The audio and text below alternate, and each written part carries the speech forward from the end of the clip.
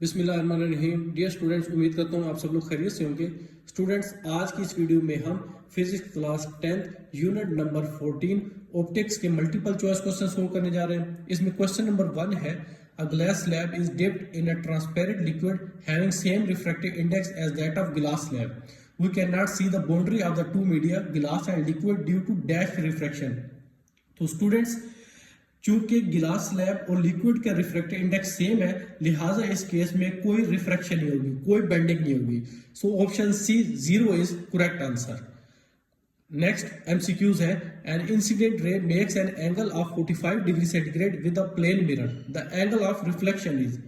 Students, plane mirror के case में reflection का फेनोमेना अकर होता है, ना कि रिफ्रैक्शन का। So using angle of reflection, जो एंगल ऑफ इंसिडेंस है वही एंगल ऑफ रिफ्लेक्शन होना चाहिए।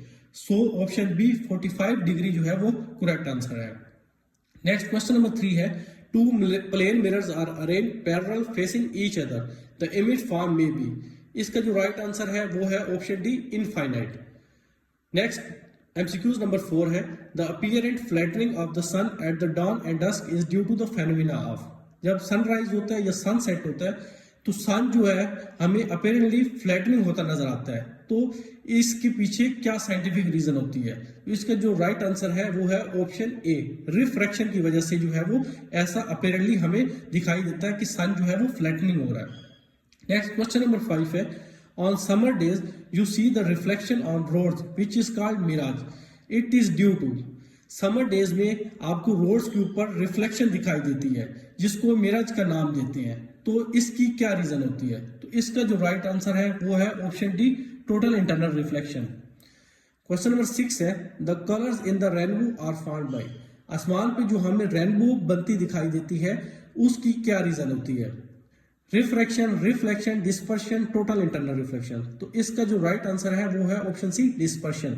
और ये आपके एग्जाम के पॉइंट ऑफ व्यू से बहुत इंपॉर्टेंट एमसीक्यूज है। नेक्स्ट क्वेश्चन नंबर 7 है, the lenses in your eyes produce image on retina. आपकी आईज में जो लेंसेज होती हैं उनकी वजह से रेटिना पे जो इमेज फॉर्म होती है वो इन्वर्टेड एंड विर्चुअल होती है, इन्वर्टेड एंड रियल होती है, अरेक्ट एंड विर्चुअल होती है या अरेक्ट एंड रियल होती है। तो जो इसका करेक्ट आंसर है वो है option B, inverted and real. Next MCQs number 8 है, what is the speed of light in diamond if its refractive index is 2.5। हमने डायमंड में स्पीड ऑफ लाइट कैलकुलेट करनी है। अगर डायमंड का रिफ्रैक्टिव इंडेक्स 2.5 हो तो इस एमसीक्यूज को कैलकुलेट करने के लिए आपने फार्मूला यूज करना है, v = c divided by n। c speed of light है जिसकी वैल्यू हमें पता है, ये कांस्टेंट होती है 3 × 10⁸ metre per second. n refractive index है जो उसने हमें बता दिया 2.5। इन दोनों वैल्यूज को आप डिवाइड कर लें तो हमारे पास speed of light in diamond आ जाएगी 1.2 × 10⁸ metre per second. So option A is correct answer. Question number 9 है, in a convex mirror when the object is placed at C the image form will be. एक convex mirror में अगर object को हम centre of curvature पे put करते हैं तो जो हमारे पास इमेज फॉर्म है, जो इमेज फॉर्म होगी वो स्मॉलर होगी, लार्जर होगी, सेम साइज की होगी या 0 साइज की होगी। तो इसका जो राइट आंसर है वो है ऑप्शन ए, जो इमेज फॉर्म होगी वो स्मॉलर होगी। नेक्स्ट एमसीक्यूज नंबर 10 है, the working principle of optical fibres is. Optical fibres जो है वो किस प्रिंसिपल के ऊपर वर्क करते हैं? तो इसका जो करेक्ट आंसर है वो है option D, total internal reflection. Optical fibres में टोटल इंटरनल रिफ्लेक्शन का फेनोमेना जो है वो वर्क कर रहा होता है। नेक्स्ट क्वेश्चन नंबर 11 है, if an object is placed eight 10 centimetre from the convex lens having focal length 5 centimetre, the linear magnification of convex lens is. Linear magnification हमें कैलकुलेट करनी है कन्वेक्स लेंस की। Object का distance और focal length उसने हमें बता दी है। लीनियर मैग्निफिकेशन कैलकुलेट करने का फार्मूला होता है length of image divide by length of object. एक और रिलेशन होती है हमारे पास, 1/f = 1/p + 1/q। f और p की वैल्यू उसने हमें बता दी है, f 5 सेंटीमीटर है जबकि p जो है वो 10 सेंटीमीटर है जो कि ऑब्जेक्ट का डिस्टेंस है। यहां से आप q कैलकुलेट कर लेंगे जो कि लेंथ ऑफ इमेज या डिस्टेंस ऑफ इमेज है, वो 10 सेंटीमीटर आ जाएगी। अब आपके पास p की वैल्यू भी नाउन है, q की वैल्यू भी नाउन है। सो आप यहाँ पे फार्मूला में पुट कर दें, m आ जाएगा, चूंकि q/p होता है, Q हमने 10 कैलकुलेट किया, P जो है हमारे पास ऑलरेडी 10 सेंटीमीटर गिवन है, सो हमारे पास लीनियर मैग्निफिकेशन आ जाएगी 1, so option B is correct answer. Next MCQ number 12 है, non luminous matter which can be studied with the help of gravitational lensing is called. इसका जो राइट आंसर है वो है ऑप्शन सी, डार्क मैटर। इस matter को dark matter कहते हैं, जिसको हम ग्रेविटेशनल लेंसिंग की मदद से जो है वो स्टडी कर सकते हैं। एमसीक्यूज नंबर 13 है, image form by plane mirror is always. Plane mirror से जो इमेज फॉर्म होती है वो हमेशा वर्चुअल एंड डायरेक्ट होती है, so option B is correct. Next question है, Einstein rings are seen due to a phenomena. जो आइंस्टाइन रिंग्स हमारे पास फॉर्म होती हैं उसकी पीछे क्या वजह होती है, कौन सा प्रोसेस के तहत जो है आइंस्टाइन रिंग्स फॉर्म होती है। इसका जो राइट आंसर है वो है option C, gravitational lensing. Next MCQs number 15 है, the dash phenomena is used in non destructive testing of material for voids and cracks in opaque materials. इसका जो करेक्ट आंसर है वो है ऑप्शन डी, एक्यूस्टिक लेंसिंग, ऐसे ultrasonic lensing भी कहते हैं।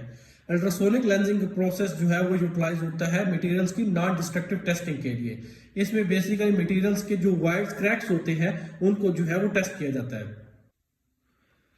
नेक्स्ट एमसीक्यूज नंबर 16 है, all waves exhibit the phenomena of reflection but light waves are the only waves which exhibit the phenomena of reflection का phenomena तमाम waves में होता है, लेकिन लाइट वेव्स सिर्फ वो वाहिद वेव्स है जिनके अंदर एक फेनोमेना आकर होता है, और वो फेनोमेना टोटल इंटरनल रिफ्लेक्शन का फेनोमेना है।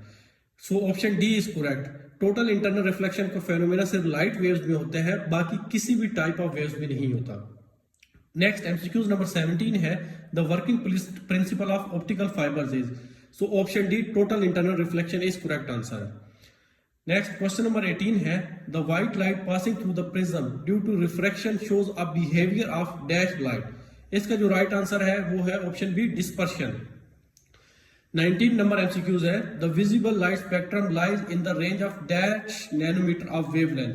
जो विजिबल लाइट स्पेक्ट्रम है उसकी रेंज आपने बतानी है, और इसकी जो रेंज होती है वो 400 से 750 नैनोमीटर होती है, so option C is right answer. Next MCQs number 20 है, जो कि लास्ट एमसीक्यूज है इस एक्सरसाइज का, the rods and cones a human eye has are. इसका जो राइट आंसर है वो है option B, 100 million and 6 million. Rods जो है वो 100 मिलियन होते हैं, जबकि कोन्स जो है वो 6 मिलियन होते हैं ह्यूमन आई में। तो स्टूडेंट्स, यहाँ पे हमारे मल्टीपल चॉइस क्वेश्चंस कंप्लीट हो जाते हैं। अगर आपको कोई क्वेश्चन हो तो कमेंट सेक्शन में जरूर बताएं। वीडियो पसंद है तो वीडियो को लाइक शेयर कर दें। हमारे चैनल पे नए हैं तो चैनल को सब्सक्राइब कर दें। आपने बहुत ख्याल रखिएगा, मिलते हैं नेक्स्ट वीडियो में, तब तक के लिए अल्लाह हाफिज।